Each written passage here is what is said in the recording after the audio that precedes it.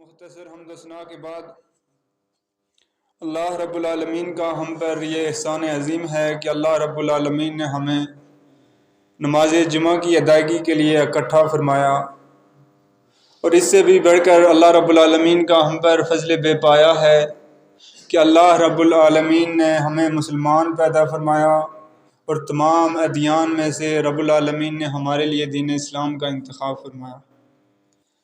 انسان کو سب سے زیادہ جس چیز سے پالا اور واسطہ پڑتا ہے وہ اس کا نفس ہوتا ہے۔ نفس دراصل انسانی ذہن کی ان خاصیتوں کا نام ہے جو انسان کو گناہ کی طرف بھی مائل کرتی ہیں اور نیکی کی طرف بھی مائل کرتی ہیں۔ گناہ پر ندامت، شرمندگی، اس پر پچھتاوا اور اس پر افسوس بھی دلاتی ہیں اور توبہ بھی کروا لیتی ہیں، اور گناہ پر ڈیٹائی اور بے شرمی بھی یہی خصوصیات کرواتی ہیں، اور اسی طرح نیکی کے کاموں میں مدد بھی کرتی ہیں اور نیکی کے کاموں پر اطمینان بھی دلاتی ہیں، اور نیکی کے کام کے راستے میں آنے والی مشکلات، مصائب، پریشانیاں، دکھ، آلام اور تنگیوں پر دل برداشتہ بھی کرتی ہیں۔ المختصر کے نفس وہ آئینہ ہے جو انسان کو تمام مثبت و منفی پہلو دکھاتا ہے، ان کی طرف لبھاتا بھی ہے اور اس سے متنفر بھی کرتا ہے۔ لیکن اس سب کے باوجود نفس کا انسان پر کسی لحاظ سے کوئی کنٹرول نہیں ہوتا، بلکہ انسان ہی کا اس کے نفس پر مکمل کنٹرول ہوتا ہے۔ وہ چاہے تو اسے نیکی کی طرف لگائے، چاہے تو اسے برائی کی طرف لگائے۔ شروع میں نے آپ احباب کے سامنے قرآن کریم کی سورہ شمس کی چند آیات بینات تلاوت کی ہیں۔ ان میں بھی اللہ رب العالمین کا نفس کا تذکرہ فرماتا ہے۔ فرمایا وَنَفْسٍ وَمَا سَوَّاهَا، قسم ہے نفس کی، وما سواہا، اور جو اس کو ٹھیک کرتا ہے اس کی۔ یہاں پہ ایک بات نوٹ کر لیں کہ اللہ رب العالمین اپنی مخلوق میں سے جس چیز کی چاہے قسم اٹھا سکتا ہے، لیکن مخلوق کے لیے یہ روا نہیں کہ وہ اللہ رب العالمین کے سوا کسی ذات، کسی ہستی، کسی جذبے کی قسم کھائے۔ فرمایا وَنَفْسٍ وَمَا سَوَّاهَا، قسم ہے نفس کی اور جو اس کو ٹھیک کرتا ہے۔ فَأَلْهَمَهَا فُجُورَهَا وَتَقْوَاهَا، اللہ فرماتا ہے ہم نے ودیت کر دیا، الہام کر دیا، فجورها، فسق و فجور، گناہ، نافرمانی کے کام، وتقواها، اور پرہیزگاری اور خیر و بھلائی کے کام۔ اب اس آیت کے بارے میں علماء کا خیال ہے کہ اس کے دو مقصد اور مطلب ہو سکتے ہیں۔ ایک مطلب اس کا یہ ہو سکتا ہے کہ اللہ رب العالمین نے اپنے پیغمبروں اور رسولوں کی طرف وحی فرما کر ہمیں یہ بتا دیا کہ کیا اچھا اور کیا برا ہے، اور اس کا جو دوسرا مطلب ہے وہ یہ ہے کہ اللہ رب العالمین نے انسانی ذہن کے اندر یہ اتنی صلاحیت اور قوت رکھی ہوتی ہے کہ وہ اچھا اور برا پہچان سکے۔ فَأَلْهَمَهَا فُجُورَهَا وَتَقْوَاهَا، ہم نے الہام کر دیا فسق و فجور کے کام اور نیکی اور پرہیزگاری کے کام۔ قَدْ أَفْلَحَ مَنْ زَكَّاهَا، تحقیق لا مرکد، یعنی قسم کے بالمقابل، ویریلی، نو ڈاؤٹ، اللہ فرماتا ہے یقیناً اس نے فلاح پا لی، من زکاہا، جس نے اپنے نفس کو پاک کر لیا، وقد خواب من دساہا، اور یقیناً اس نے نقصان اٹھا لیا جس نے اس کو دبا دیا۔ امام ابن القیم رحمہ اللہ فرماتے ہیں کہ شریف نفس اور معزز نفوس وہ ہوتے ہیں جو ہمیشہ افضل امور اور نیکی کے کاموں میں ہی مائل ہوتے ہیں، جو کہ اپنے انجام اور اپنی عاقبت کے لحاظ سے بھی قابل تعریف ہوتے ہیں، جبکہ جو گھٹیا نفوس ہوتے ہیں وہ ہمیشہ کمتر اور گھٹیا چیزوں کی طرف ہی مائل ہوتے ہیں، اور ان پر ایسے منڈلاتے ہیں جس طرح مکھیاں کسی گند کے ڈھیر پر منڈلا رہی ہوتی ہیں اور بنبھنا رہی ہوتی ہیں۔ شریف نفس ظلم کو، ناانصافی کو، بے حیائی کو، بد کرداری کو پسند نہیں کرتا، کیونکہ اس کا مقام ان چیزوں سے کہیں زیادہ بلند ہوتا ہے، اور جو گھٹیا نفوس ہوتا ہے وہ ان کے درمیان ہی گھومتا رہتا ہے۔ یعنی ثابت یہ ہوتا ہے کہ نفس اس چیز کی طرف ہی مائل ہوتا ہے جس طرف اس کی مناسبت رکھی جاتی ہے۔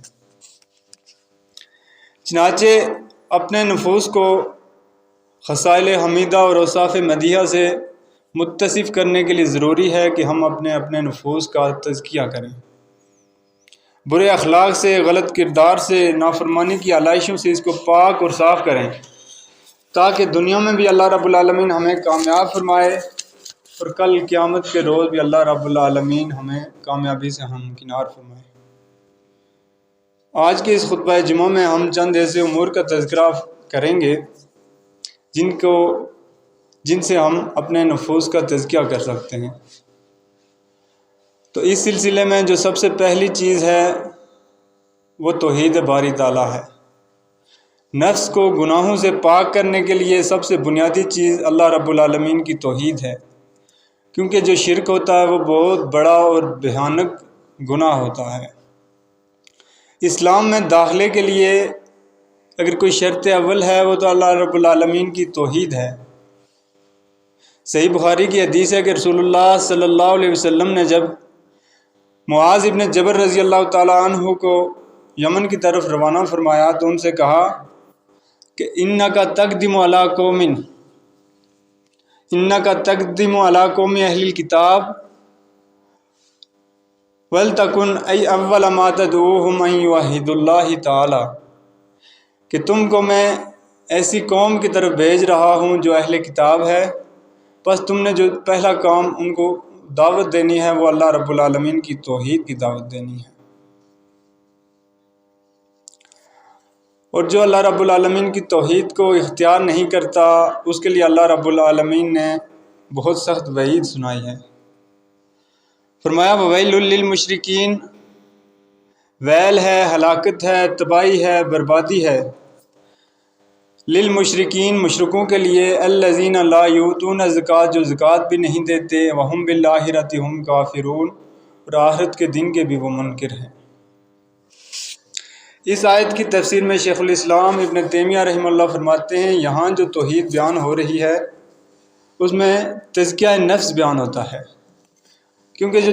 توحید ہوتی ہے وہ دل سے تمام معبودان باطلہ کی محبت کو نکال کر اکیلے رب العالمین کی محبت کو جاگزیں کرتی ہے، اور یہی لا الہ الا اللہ کا حقیقی مقصد ہے۔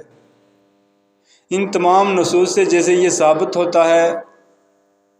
کہ توحید نفس کو گناہوں سے پاک کرنے کے لیے ضروری ہے، تو اسی طرح جو شرک کرتا ہے تو وہ نہ صرف اس کے تمام اعمال برباد ہوتے ہیں بلکہ اس کے لیے جنت ہمیشہ کے لیے حرام اور جہنم ہمیشہ کے لیے ٹھکانہ بن جاتی ہے۔ اور رسول اللہ صلی اللہ علیہ وسلم کو بھی اللہ رب العالمین نے متنبہ کیا، فرمایا وَلَقَدْ أُوحِيَ إِلَيْكَ وَإِلَى الَّذِينَ مِن قَبْلِكَ لَئِنْ أَشْرَكْتَ لَيَحْبَطَنَّ عَمَلُكَ وَلَتَكُونَنَّ مِنَ الْخَاسِرِينَ۔ فرمایا کہ یقیناً ہم نے آپ کی طرف وحی کی، وَإِلَى الَّذِينَ مِن قَبْلِكَ اور ان لوگوں کی طرف جو آپ سے پہلے تھے، لَئِنْ أَشْرَكْتَ لَيَحْبَطَنَّ عَمَلُكَ اگر آپ نے بھی شرک کیا تو آپ کے بھی اعمال برباد ہو جائیں گے، وَلَتَكُونَنَّ مِنَ الْخَاسِرِينَ اور آپ بھی خسارہ اٹھانے والوں میں سے ہو جائیں گے۔ اور دوسرے مقام پر رب العالمین نے فرمایا إِنَّهُ مَن يُشْرِكْ بِاللَّهِ فَقَدْ حَرَّمَ اللَّهُ عَلَيْهِ الْجَنَّةَ جو اللہ رب العالمین کے ساتھ شرک کرتا ہے اس پر اللہ رب العالمین اپنی جنت کو حرام کر دیتا ہے، وَمَأْوَاهُ النَّارُ اور اس کا ٹھکانہ آگ ہوتا ہے۔ چنانچہ جب توحید انسان کے دل میں راسخ ہو جاتی ہے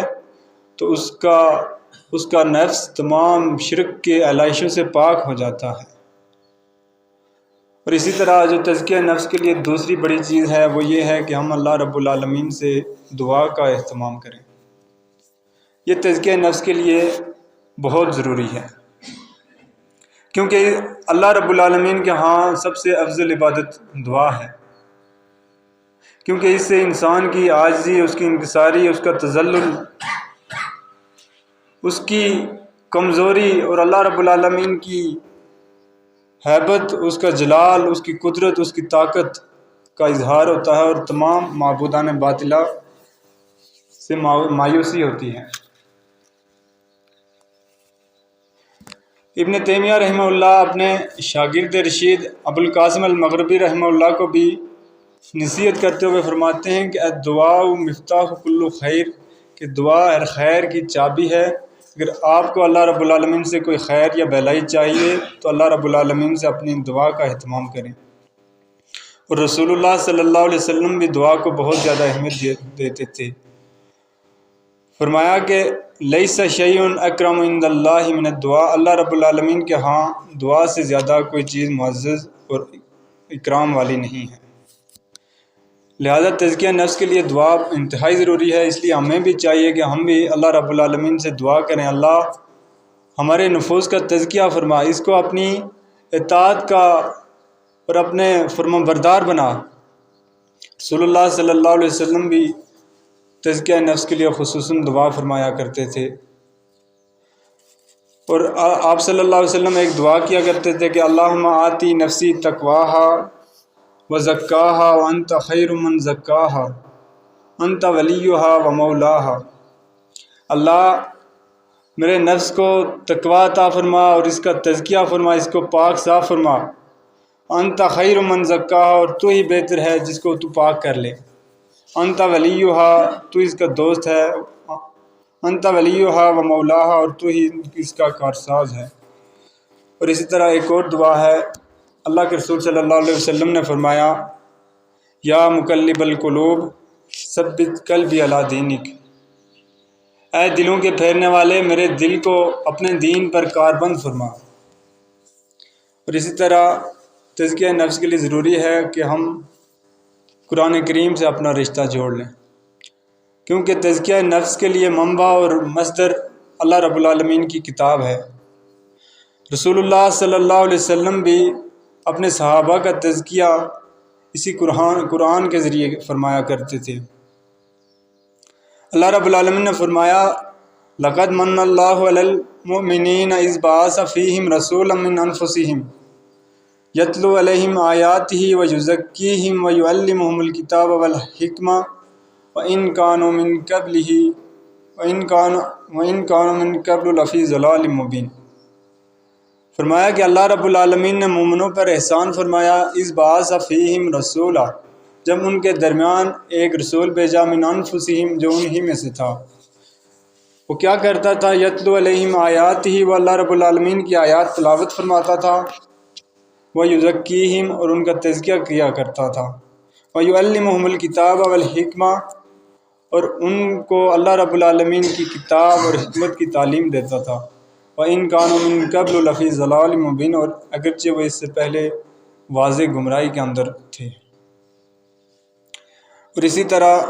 تزکیہ نفس کے لیے ضروری ہے کہ ہم رسول اللہ صلی اللہ علیہ وسلم کے اسوہ حسنہ کو فالو کریں، کیونکہ اللہ رب العالمین نے انہیں ہمارے لیے ایک رول ماڈل بنا کے بھیجا ہے۔ اللہ رب العالمین نے فرمایا لقد کان لکم فی رسول اللہ اسوۃ حسنہ، یقیناً تمہارے لیے رسول اللہ صلی اللہ علیہ وسلم کی زندگی بہترین نمونہ ہے۔ آج بدقسمتی یہ ہے کہ آج لوگوں نے اپنی من مرضی کے طریقے بنا کر اپنے نفس کے تزکیے کے طریقے بنا لیے، جن کی نہ قرآن میں کہیں ذکر ہے، نہ اللہ کے رسول صلی اللہ علیہ وسلم کی زندگی میں کوئی ان کی صورت ہے، بلکہ وہ خالصتاً بدعات اور خرافات ہیں۔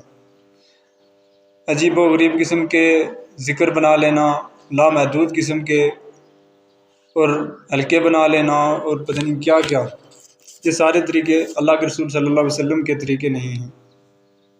اور اسی لیے تزکیہ نفس کے لیے تزکیے کے لیے ضروری ہے کہ ہمیں اپنے نفس کی معرفت حاصل ہو۔ تو اللہ رب العالمین نے قرآن کریم میں نفس کے 3 حالتیں بیان کی ہیں، جن میں سے پہلی حالت نفس مطمئنہ ہے، الذین آمنوا وتطمئن قلوبہم بذکر اللہ، الا بذکر اللہ تطمئن القلوب۔ الذین آمنوا، جو لوگ ایمان لائے، وتطمئن قلوبہم بذکر اللہ، اور اپنے دل کو اطمینان پکڑاتے ہیں بذکر اللہ، اللہ رب العالمین کے ذکر سے، الا بذکر اللہ تطمئن القلوب، سن رکھو کہ اللہ رب العالمین کے ذکر کے ساتھ دلوں کو سکون ملتا ہے۔ یعنی یہ جو نفس مطمئنہ ہے یہ انسان کو بھلائی کی طرف، اس کی نیکی کی طرف، نماز روزے کی طرف اور اچھا اخلاق اور اچھا کردار رکھنے کی طرف اس کو مائل کرتا ہے۔ اور اسی طرح ایک دوسرا نفس ہے، اللہ سے تو دعا ہے کہ اللہ پہلے ہمیں نفس مطمئنہ عطا کرے، لیکن اگر ہم اس کے قابل نہ ہوں تو اللہ رب العالمین ہمیں نفس لوامہ عطا فرمائے۔ نفس لوامہ وہ نفس ہوتا ہے جو انسان کو گناہ پر شرمندگی اور آر دلاتا ہے۔ اللہ نماز نہیں چھوڑنی چاہیے تھی، بے حیائی کے کام نہیں کرنے چاہیے تھے، چوری چکاری بہتان ترازیاں دشنام ترازیاں نہیں کرنی چاہیے تھی۔ یہ نفس جو ہوتا ہے یہ انسان کو ملامت کرتا ہے، تو اللہ رب العالمین نے اس نفس کی قسم اٹھائی ہے، وَلَا أُقْسِمُ بِالنَّفْسِ اللَّوَّامَةِ، اور میں قسم اٹھاتا ہوں ملامت کرنے والے نفس کی۔ اور اسی طرح ایک اور نفس جو سب سے گھٹیا نفس ہے وہ نفس امارہ ہے، جو گناہ کرواتا ہے، گناہ پر ڈٹائی کرواتا ہے، گناہ پر اور بگڑاتا ہے۔ اللہ رب العالمین نے فرمایا سورہ یوسف میں 13ویں پارے کی پہلی آیت، وَمَا أُبَرِّئُ نَفْسِي إِنَّ النَّفْسَ لَأَمَّارَةٌ بِالسُّوءِ، یوسف علیہ السلام کہتے ہیں کہ میں اپنے نفس کو بری نہیں قرار دیتا، کیونکہ میرا نفس جو ہے وہ مجھے بھی برائی کی طرف ابھارتا ہے۔ تو اللہ رب العالمین سے دعا ہے کہ اللہ تعالی ہمیں ہمارے نفس کے تزکیے کے لیے ہمیں توفیق عطا فرمائے۔ وَأَقُولُ قَوْلِي هَٰذَا وَأَسْتَغْفِرُ اللَّهَ لِي وَلَكُمْ وَلِسَائِرِ الْمُسْلِمِينَ وَالْمُسْلِمَاتِ۔